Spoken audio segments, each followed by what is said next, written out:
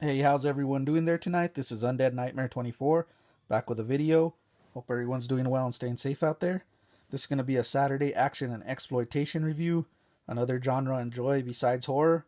And every Saturday I will pick a film from either the action genre or exploitation genre.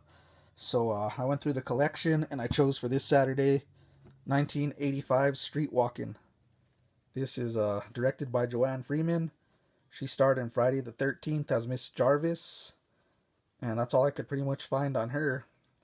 I guess this was one of the only films she directed. It also stars Melissa Leo. She came out on The Fighter and The Equalizer.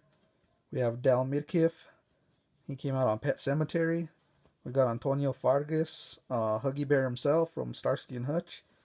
And Candy Alexander. She came out on Poetic Justice and CB4. So this is pretty much a pretty grimy film from the 80s.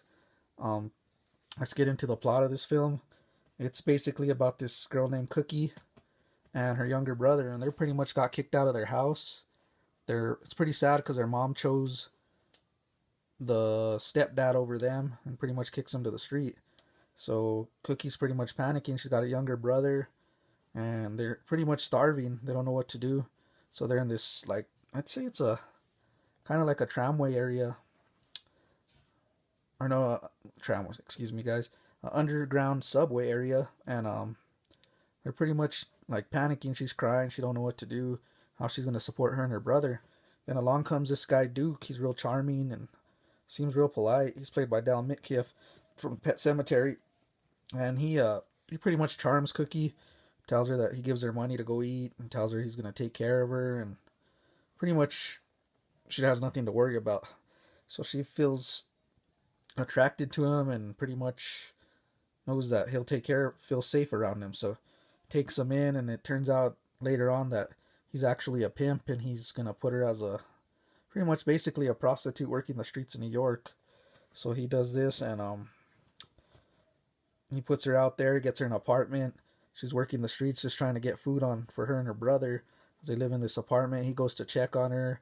He has her as a girlfriend and also out there working the streets.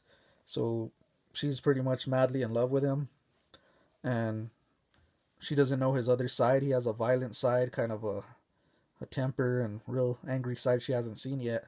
So she pretty much thinks the world of him, and she doesn't know she's doing wrong in her mind. She just thinks she's pretty much supporting her family, and he cares about her. So as things go on, she has another friend that pretty much goes to visit her and stay with her. She's also a prostitute, and she ends up messing up, stealing money from this guy Duke, and he ends up pretty brutally beating her. I mean, putting her down, pretty much unconscious. She gets there, she figures out that his other side, that this guy's pretty much a lunatic, and he's pretty much a psychotic. So she starts to question it. They get in a fight, and she takes her friend to the hospital. Realizes her friend's pretty much fighting for her life, and as this is happening, she starts to question this guy Duke, trying to get away from him. So she goes to another pimp played by Leon. He came out in Above the Rim and other films, the Five Heartbeats, films like that.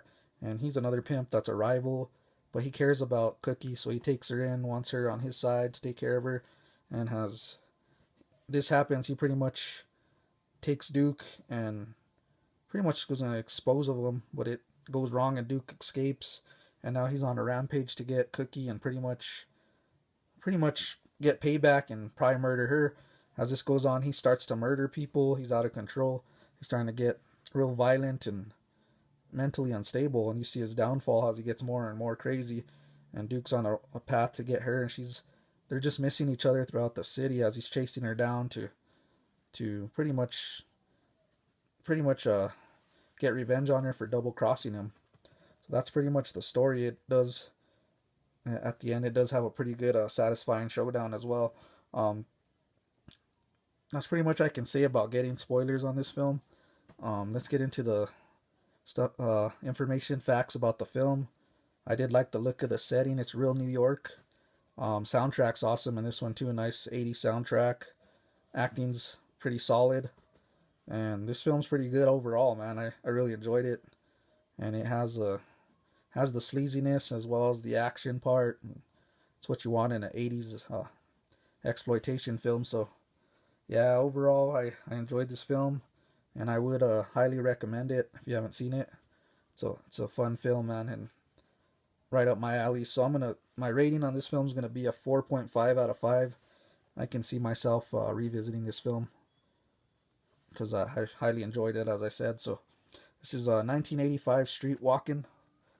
Um, that's gonna be my choice for this Saturday's action and exploitation reviews.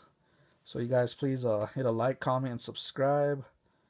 Let me know what you thought of the video, and everyone have a safe and good weekend, man, and be nice to each other. This is Undead Nightmare 24 back with a Saturday action and exploitation review.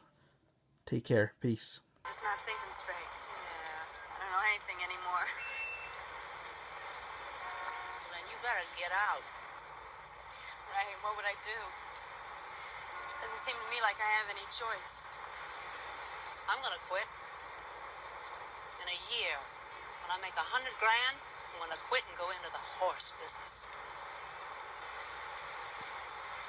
You're young. You better think about it. Hey, Cookie. Horses, huh? I'll see you later. So long, Cookie. Hey, Jeff, darling, how you doing? Working too many hours, darling.